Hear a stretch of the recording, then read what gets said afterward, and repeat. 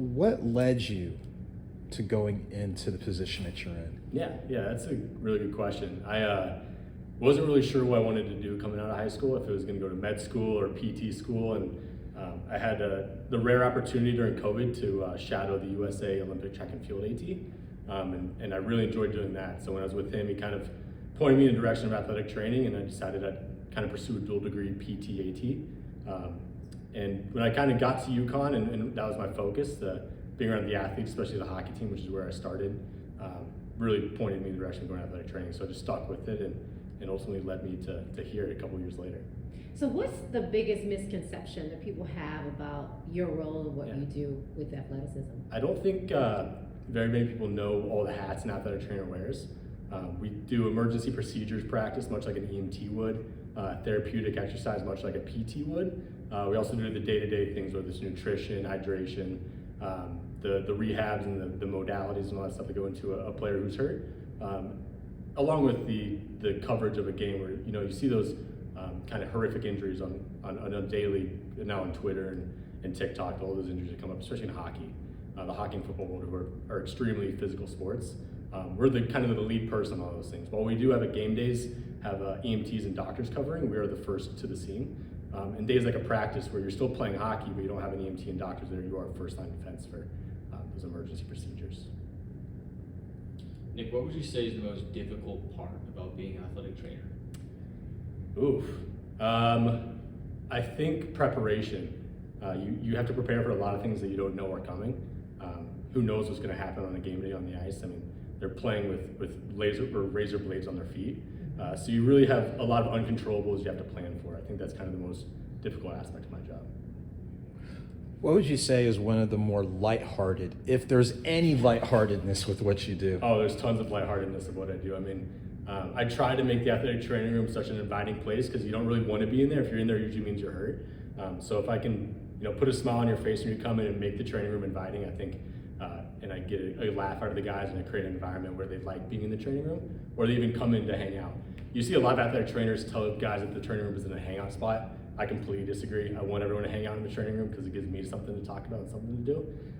So just the funny stories from yesterday's 18 holes on the golf course, or someone's team beat someone else's team, and March Madness is always kind of the lightheartedness of my job. So I want to talk about maybe your background in athletics, because you look like you work out, and you like an athlete yourself. Yeah, indeed. Are you an athlete, and what's your background? I played college baseball at DePaul University, go Tigers, a school in the Midwest, smaller school, and that's kind of where my background comes from.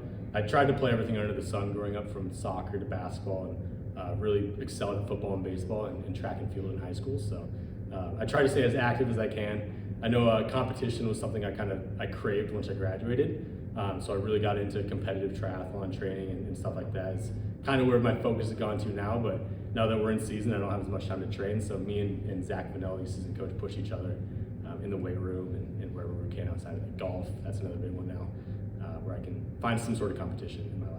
Yeah, I was going to ask you that. How do you find that at all in your job? Yeah. I know you do it outside of it, but is there any way to get that adrenaline rush doing what you do? Oh, for sure. I mean, being on the bench, you're in the mix with the guys. I've been hit by a couple pucks this year, just being on the bench, and I'm not even on the ice. So I mean, there's the adrenaline rush in of itself. I think we have a great culture in our locker room, from the equipment manager Ben Ellis to the coaches Matt and Zach, even guys around on the bus too. So that excitement every single day is something that pushes me coming back. I told our team doctor this the other day. He asked if athletic training is something I'm going to continue with the rest of my life. I have no idea. I don't know what's going to be for me 5 years down the road, but I think as much as I love coming to my job each day, it's going to be something I continue to do for as long as I can. What message would you have to a young athlete who may not make it professionally, Sure. or maybe they hit the cliff as far as competing? Yeah. What would you say to them to say, I never thought about a career in PT? What would you say to them to say, hey, you can still continue in this industry doing this? I think there's so many opportunities to learn from so many great minds in the sports medicine world, whether it's a PT or a doc or an AT. It's a profession that there's a lot of open jobs out there in our profession. A lot of athletic trainers need help. I mean, I especially come from the football world. I worked 2 years Division I football, and I know that they're always hiring interns. I think if you're interested in being around sports, apply for an internship somewhere and just be around the team and around the trainers and the sports med staff, just to get a grasp on what the day-to-day is like. And I'm sure everyone I've told to do that's done it's loved it and has stuck with it. And I've had probably 25 to 30 mentees at this point, and they've all stuck with the career field, and they'll text me maybe once or twice a week, just tell me how much they've learned from me or what they're doing now in their careers, and how much I've helped them. And I think that's probably the best part of my job. On a fun note, yeah. Do people tell you like Patrick Swayze? No, I haven't got Patrick Swayze before. I get who's that wrestler? There's a wrestler out there that I get a lot. I don't remember his name. Is it like John Cena? No, not John Cena. No. Another one. I can't remember the name, but I get that wrestler a lot. Not Patrick Swayze. I see Patrick Swayze in your face. I'll take that. I'll take that any day. Not bad. No.